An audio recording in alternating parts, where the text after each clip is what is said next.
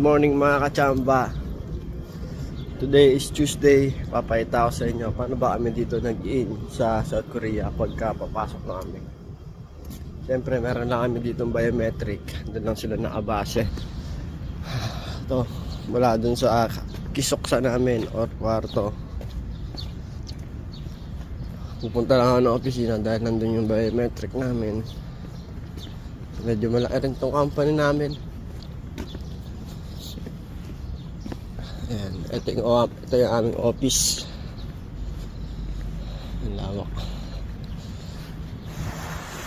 Mag-in muna tayo. Ayan. Ubo ko. Lamig pa ngayon. Dry winter ngayon mga kachamba. Papuntang na spring. Yung magti-cherry blossom na yung mga puno. Ayan yung amin. Ayan yung sinyalis na magkakaroon ng mga gawa pag marami ng paleta. So sana magtuloy-tuloy na. Galing kasi kami sa mahina. Ayan. Dito yung mga basura namin. Nabibenta pa yan.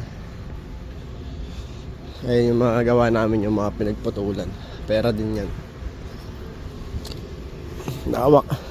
Ilang department yan. Ito pa, yung mga stock room namin.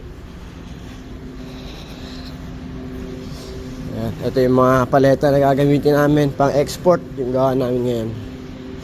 Delivered to Malaysia, Japan, China. So yun lang mga kachamba.